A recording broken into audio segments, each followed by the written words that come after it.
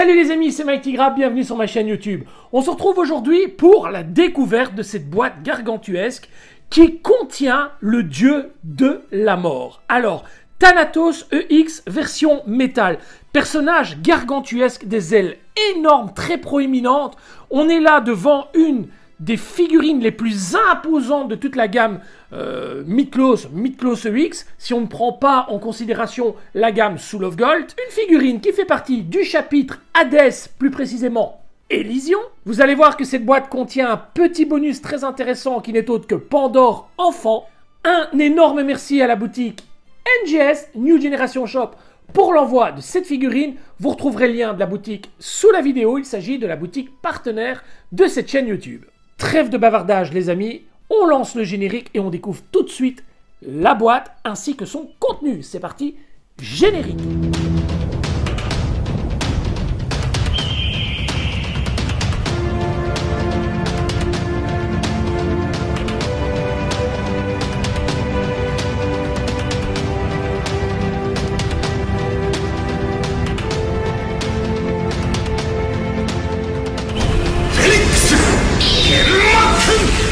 Petit rappel, Thanatos fait partie de ces personnages que l'on n'a absolument pas envie d'avoir en face de soi. Un dieu jumeau, son frère Hypnos, dieu du sommeil, contrairement à Thanatos qui est lui le dieu de la mort, sont tous les deux les gardiens du royaume d'Elysion. Donc, digne protecteur du grand dieu suprême Hadès, ce personnage est un personnage gargantuesque dans la série, tant sa puissance est démesurée. Ce côté gargantuesque du personnage est dignement représenté sur la face avant de la boîte avec un personnage qui impose clairement le respect. On n'a vraiment pas envie de l'avoir en face de soi. Sur la partie gauche, donc, on retrouve le personnage dans une pose plutôt statique, avec ses grandes ailes très imposantes. Sur l'autre côté, on aperçoit qu'il y a bien entendu à l'intérieur de la boîte une possibilité de le mettre en toge. On a tous les logos habituels, Bandai Namco, EX Metal, car il s'agit bien entendu d'une version avec un corps de type métal, le logo Tamashii Nation, Bandai, le sceau de qualité de Tamashii, un logo Toei et enfin ici une indication qu'il s'agit d'un personnage qui fait partie du chapitre Hadès et plus précisément Elysion. Sur la première face latérale, on retrouve l'armure sous sa forme objet, donc le totem, qui est réellement très imposant. L'autre côté, quant à lui, reprend le personnage dans cette fameuse toge qu'on retrouvera à l'intérieur de cette boîte. Rien de bien particulier sur le dessus, mis à part une illustration avec des décombres qui représentent le jardin d'Elysion. Le dessous de la boîte reprend Thanatos dans une pose un peu plus dynamique sans son diadème et toutes les indications Tamashii. L'arrière de la boîte reprend les 5 visages. On a un visage dit neutre, un autre bouche ouverte, un autre avec un léger petit rictus, un autre aux yeux fermés et enfin un autre avec une bouche un peu menaçante. On remarquera tout de suite l'étoile d'Hadès juste sur le front du personnage lorsqu'il ne porte pas son diadème. Une pose offensive ici en illustration de fond, une pose offensive juste ici, le duo des frères jumeaux avec Hypnos sur la gauche et Thanatos sur la droite, et on remarque les imposantes ailes de Thanatos alors qu'Hypnos était déjà très imposant. La forme objet ici, un petit bonus très sympathique ici qui n'est autre que Pandore Enfant qui maintient dans ses bras le cosmos d'Hadès. Et pour finir, l'instrument principal de notre cher Thanatos que l'on retrouve ici dans sa toge, avec l'instrument en main. Les blisters sont au nombre de 3 et le premier blister reprend le personnage avec son corps métal, le visage neutre avec l'étoile au centre du front, les 4 autres visages, donc ce fameux visage hurlant, celui avec le petit rictus, la bouche ouverte un peu énervée et enfin les yeux fermés. L'instrument majeur de Thanatos, les épaulettes ou épaulières, le diadème, la chevelure trouée qui permettra d'accueillir le diadème, les brassières, les avant-bras, une petite partie qui vient se mettre sur l'avant du plastron, le plastron, la partie abdominale, les jambières, cuissardes, genouillères, protège-mains ici au nombre de 4, donc 2 paires de protège-mains, une main à chaque fois doublée, donc une paire de mains, 2 paires de mains, 3 paires de mains et 4 paires de mains. Nous avons en plus de ça les fameux points, donc 5 paires de mains pour ce personnage. Le second blister reprend un socle qui permettra justement d'accueillir notre chère petite Pandore et toute une partie du totem. Nous avons ici la fameuse jupe très imposante du personnage. Et enfin, le troisième blister reprend quant à lui les ailes qui sont gargantuesques. La toge ici et enfin la notice d'explication. Une notice d'explication assez longue, mais rassurez-vous, pas bien compliquée. On a toutes les pièces référencées sur le premier feuillet, tandis qu'on a le montage de la figurine sur les feuillets suivants. Alors, vous voyez, il n'y a pas grand-chose à dire, ça reste relativement simple et basique. On a ici la toge qui viendra se placer sur une partie de l'armure, tandis qu'à l'arrière, on retrouve le montage du totem. On enchaîne immédiatement sur le personnage et vous voyez ô combien ce Thanatos impose le respect. On retrouve bien sûr ce regard vitreux, ce regard froid, cette petite étoile au milieu du front, la couleur des cheveux hyper fidèle. Quant à la rigidité du personnage, c'est un sans faute également. Aucun souci de grand écart ou de genoux qui flanchent. Tout est vraiment parfait. Tout est rigide comme il se doit et c'est plutôt une bonne chose. Et on attaque le montage tout de suite. On commence avec la première cuissarde et je me rends compte qu'il y a énormément d'huile sur les pièces.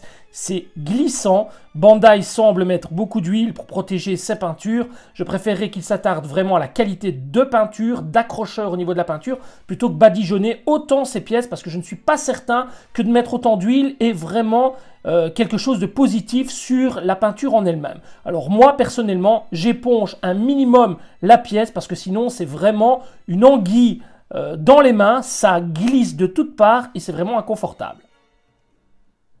La genouillère, la jambière, alors la partie arrière semble être en métal, elle n'a pas l'air de se retirer.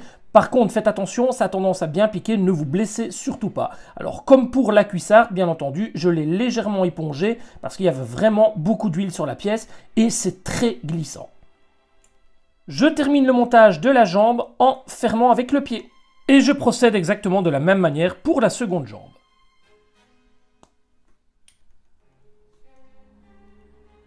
Pour monter la toge, nous n'avons pas besoin de la partie supérieure, à savoir les bras et les avant-bras ainsi que les ailes.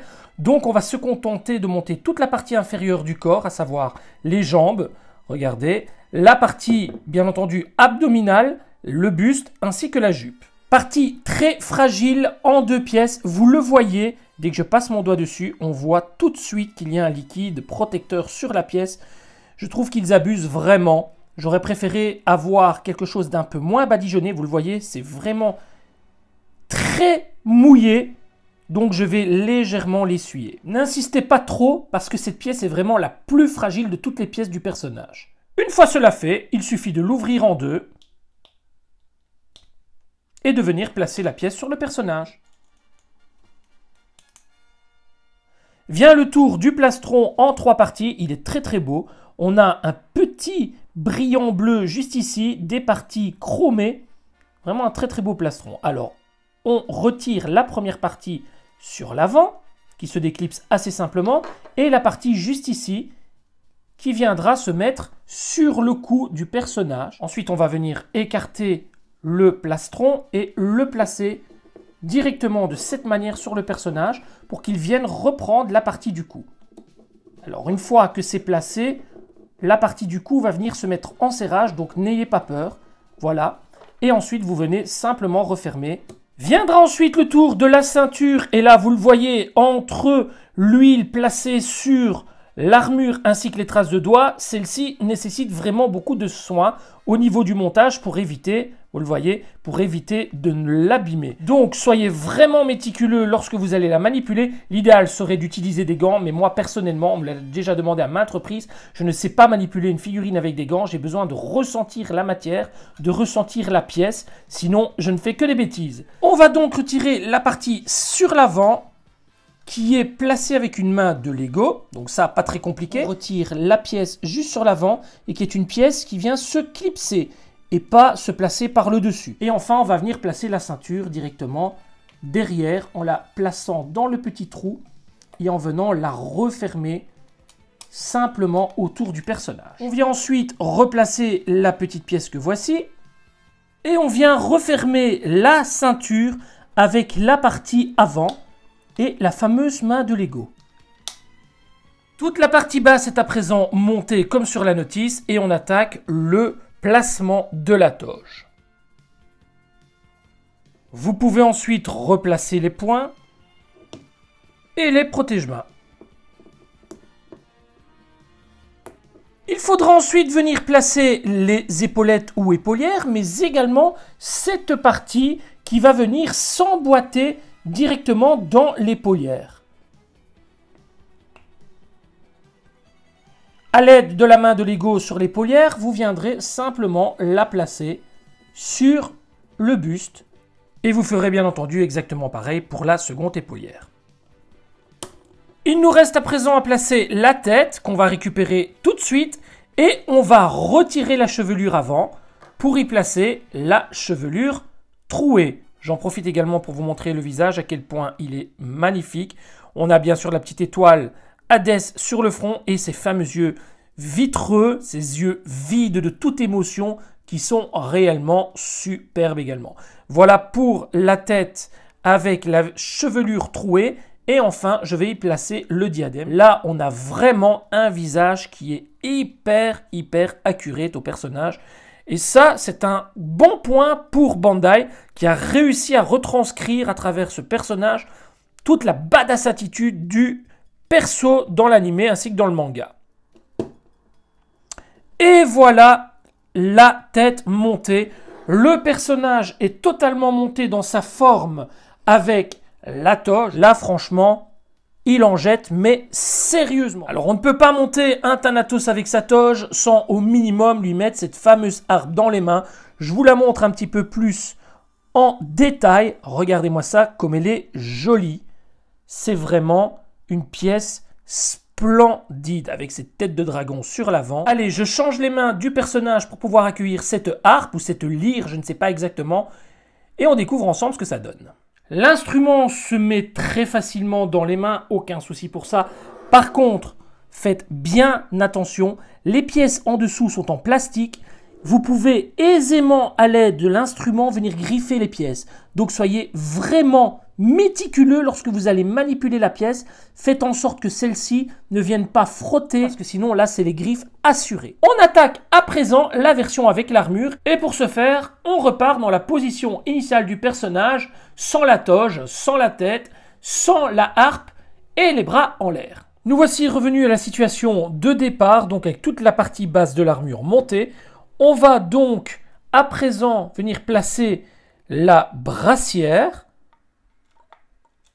L'avant-bras, très joli avant-bras, regardez, attention, ça blesse.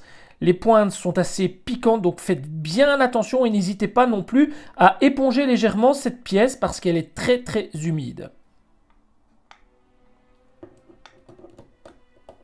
Et enfin, on va revenir fermer le bras avec une main. Alors j'ai changé totalement de main, j'ai pas mis le poing fermé et je me suis basé sur cette main légèrement ouverte. On verra ce que ça donne une fois le montage terminé. Je reproduis bien évidemment le même schéma pour le second bras.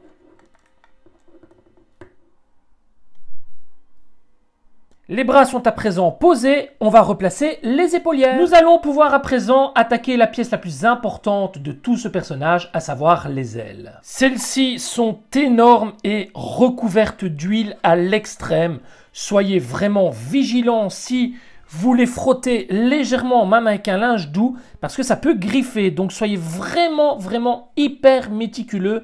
Ne les griffez surtout pas. Regardez, il y a beaucoup d'huile. Prenez 10 petites minutes pour bien les frotter, les éponger légèrement. Mais n'abusez pas non plus du linge doux parce que même le linge doux, une poussière là-dessus et vous allez traîner la poussière tout le long et faire une jolie griffe et ce serait vraiment dommage. Vous allez reprendre la petite tige qui est ici, récupérer votre personnage et venir le placer dans le dos en espérant que ça tienne assez bien. C'est lourd. J'espère que le personnage tiendra bien. Voilà, il a tendance à basculer sur l'arrière. Il va falloir trouver un juste milieu, trouver un équilibre au personnage. Mais je vais vous avouer que pour le moment, c'est pas gagné. Là, pour le moment, le personnage a tendance à tomber vers l'arrière. Donc, il va falloir vraiment trouver un point qui permettra au personnage de tenir sans pencher, parce que là, les ailes sont très lourdes. Alors, avant d'aller plus loin dans l'équilibre du personnage, je vais bien entendu y mettre la dernière pièce, à savoir le visage avec la chevelure et le diadème. Voilà ce que ça donne avec la tête, mais on va pas s'attarder sur le personnage en lui-même maintenant. Je vais d'abord essayer de retrouver un point central d'équilibre. Alors, je ne vais pas vous mentir, je galère à faire tenir ce personnage debout. Si je ne m'appuie pas un minimum sur l'arrière des ailes, ce n'est pas la peine, le personnage ne tient absolument pas, je vous montre. Là, je suis obligé de ruser et de faire en sorte que le personnage s'appuie sur l'arrière des ailes. Voyez, sinon le personnage tombe. Tout simplement, le personnage n'a pas suffisamment de force au niveau du corps que pour dire de tenir sans avoir un appui sur ses ailes. Si je ramène les ailes sur l'avant de cette manière, donc ce qui lui donne quand même plus d'ampleur, ce qui est quand même plus joli, laissez tomber, regardez, ça ne tient pas du tout. Je peux faire ce que je veux au niveau des pieds et le ramener un maximum sur l'avant. Les articulations des pieds flanchent. Voilà, regardez, je maintiens le pied droit et le personnage tombe. Ce n'est pas grave, on ne va pas s'avouer vaincu. Le personnage reste malgré tout magnifique. Il est vraiment superbe. Il n'est pas dit que vous allez avoir le même souci avec votre version. Donc vous voyez, je vais devoir légèrement recourber l'aile arrière pour pouvoir faire en sorte qu'il tienne debout. Et c'est quand même dommage. Là, ça va, ça tient bien. Mais j'aurais bien aimé quand même avoir toute l'ampleur de l'aile de cette manière. Donc il va vraiment falloir que je trouve une petite astuce et comptez sur moi pour vous la fournir, bien entendu, une fois que tout ça sera fini. Allez, il est temps à présent de vous montrer un petit peu ce bonus, donc la petite Pandore. Pandore enfant qui fait notamment référence donc à la libération des dieux Hypnos et Thanatos, bien entendu, mais également qui porte dans ses bras le cosmos d'Hadès. Cosmos qu'elle voudra par la suite réunir avec l'âme la plus pure qui soit, c'est-à-dire Shun d'Andromède. Alors, cette petite Pandore, soit vous la placez debout de cette manière sans socle, soit vous la placez avec ce petit socle qui est fourni gentiment par Bandai.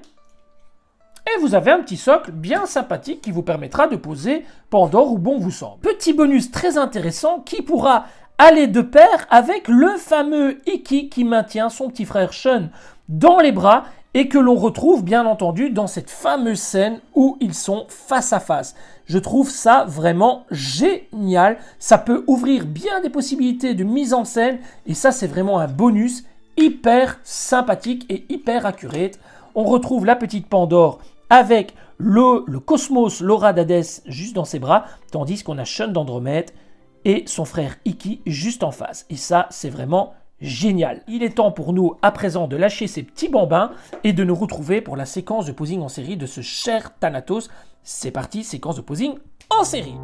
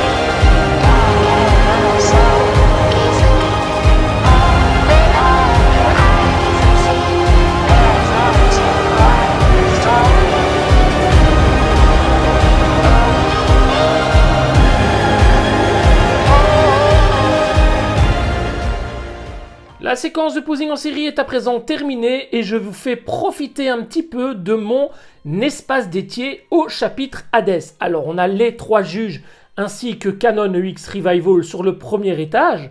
Sur le deuxième, on a les fameux surplis. Et enfin, sur le troisième, on a les dieux avec le Thanatos que je vous ai présenté aujourd'hui, ainsi que sur l'avant-plan, les chevaliers de bronze en armure V3 ou en Final Cloth selon les préférences de la dénomination. Alors c'est un petit peu chargé, je vous l'accorde, rassurez-vous, le tout sera bien entendu dispatché en fonction des différents thèmes. Donc ultérieurement, quand les V4 seront sortis, ils iront dans une autre vitrine avec les 3 dieux. Pour rappel, Thanatos, Hadès et Hypnos. Voilà un petit visuel de l'ensemble. J'aime beaucoup cet étage et je voulais vous en faire un petit peu profiter. Allez, c'est parti pour le final de cette vidéo et on va débriefer. Cette figurine est juste parfaite. Je n'ai eu absolument aucun souci de peinture et Dieu sait que j'en ai régulièrement. Alors, il y a pas mal d'huile de protection sur l'armure. Vous la retirez légèrement pour pas non plus que l'armure vous glisse entre les doigts et vous ne fassiez tomber les pièces toutes les 3 secondes, mais aucun problème de peinture.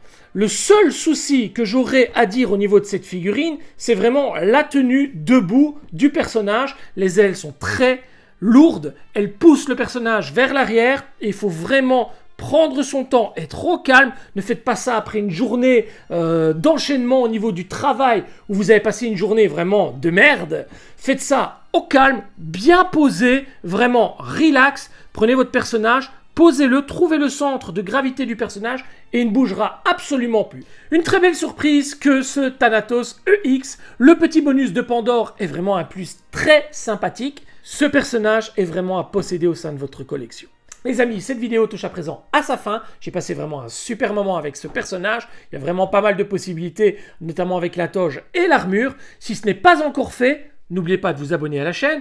N'oubliez surtout pas, c'est là le plus important, activez la petite clochette pour bien recevoir toutes les notifications. Sans ça, vous ne serez pas mis au courant des nouvelles vidéos qui apparaissent sur la chaîne. Et il y en a de très jolies à venir. Croyez-moi, 2023 va être une année riche en nouveautés et en émotions. Laissez un commentaire, un pouce bleu. Je me ferai un plaisir de répondre à vos commentaires dès que j'aurai un peu de temps. Les amis, prenez soin de votre famille et de vos proches. C'est là tout l'essentiel. Je vous dis à très bientôt pour une nouvelle vidéo. Ciao, ciao!